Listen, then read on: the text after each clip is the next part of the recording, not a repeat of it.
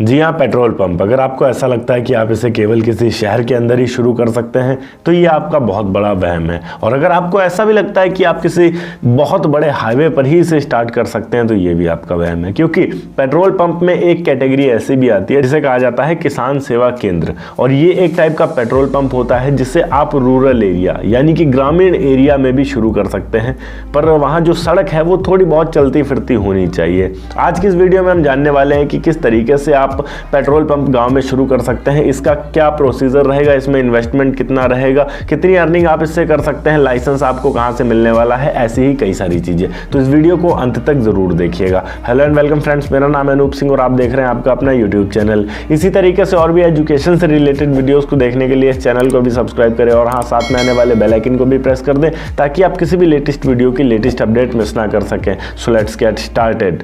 देखिए, सबसे पहले हम बात कर लेते हैं सबसे इंपॉर्टेंट चीज की कि गांव में अगर कोई पेट्रोल पंप स्टार्ट करता है तो उसमें पैसा कितना लगता है। गांव में अगर किसी भी प्रकार का पेट्रोल पंप स्टार्ट किया जाए तो आपके पास कम से कम 20 से 30 लाख रुपए होना जरूरी है। इससे कम में अगर आप चाहते हैं शुरू करना तो फिर ये काफी ज्यादा डिफिकल्ट रहेगा। और अगर आपके पास इससे कम पैसे हैं तो आप बैंक से लोन भी करवा सकते हैं।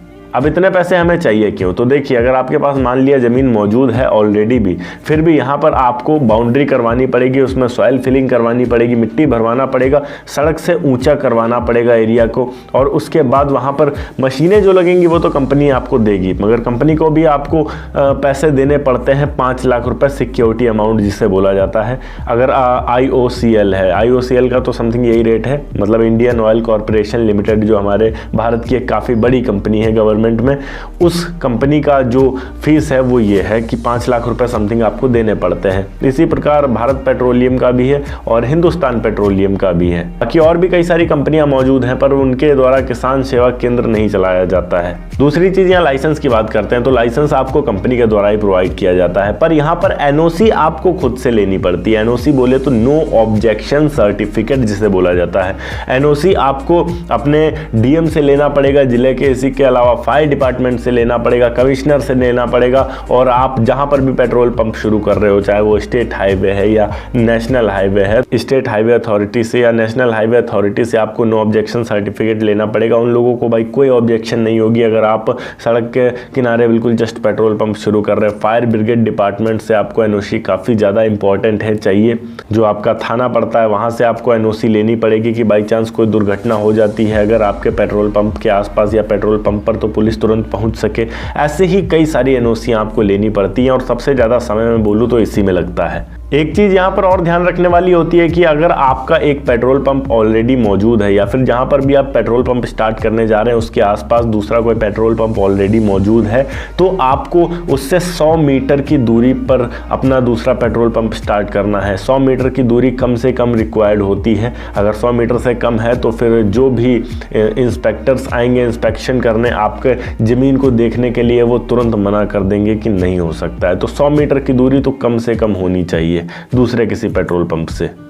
पेट्रोल पंप को शुरू करने के लिए हमें कितनी ज़मीन की ज़रूरत पड़ती है इसकी बात करते हैं तो ज़मीन हमें कम से कम 1200 स्क्वायर मीटर चाहिए। अगर आप किसी शहरी एरिया में होते हैं, किसी सिटी के अंदर, तो वहाँ एरिया आपका 800 स्क्वायर मीटर में भी चल जाता है आसानी से। पर अगर आप किसी ऐसे एरिया में हैं जो कि रूरल एरिया है तो वहाँ कम से कम 1200 स्क्वायर मीटर आपको चाहिए। और अगर आप किसी बड़े हाईवे पर जाते हैं तो 16 स्क्वायर मीटर का एरिया चाहिए यहाँ पर आपको, क्योंकि बड़ी गाड़ियाँ भी वहाँ पर आती हैं, तो इतना एरिया कम से कम। अरे चलो भैया, वो सब तो ठीक है, पर पेट्रोल पंप हमें मिलेगा कैसे? तो उसके लिए आपको जाना पड़ेगा जिस भी कंपनी का आप पेट्रोल पंप का जो किसान सेवा केंद्र है, आउटलेट है, वो लेना चाहते हैं, तो उसके ऑफिशियल वेबसाइट पर जाना पड़ेगा और वहाँ पर जाकर आपको चेक करना पड़ेगा कि कंपनी ने कहाँ कहाँ एडवर्टाइजमेंट दे रखे हैं, कंपनी को कहाँ कहाँ अभी रिक्वायरमेंट है।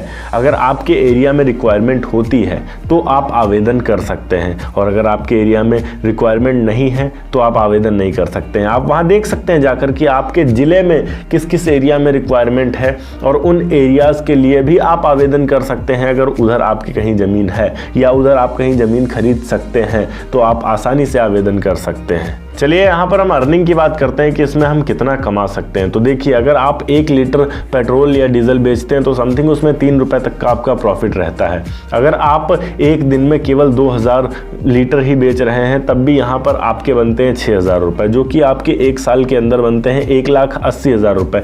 इसमें से अगर हमने 30,000 रुपये मेंटेनेंस भी निकाल दिया अपने पंप का, फिर भी यहाँ पर हमारा समथिंग 1.5 लाख रुपये मंथ का बचता है अगर आप किसी रूरल एरिया में रहते हैं। और रूरल एरिया में रहकर 1.5 लाख रुपए कमाना भारत में एक काफ़ी बड़ी बात है। उम्मीद करता हूं कि आपको समझ में आया होगा कि आप किस तरीके से किसान सेवा का पेट्रोल पंप स्टार्ट कर सकते हैं। अगर वीडियो अच्छी लगी हो तो वीडियो को लाइक करके चैनल को सब्सक्राइब जरूर कर दीजिएगा। मैं मिलता हूं आपको नेक्स्ट वीडियो में एक नए टॉपिक के साथ। तब तक के लिए जय हिंद, वंदे मातरम।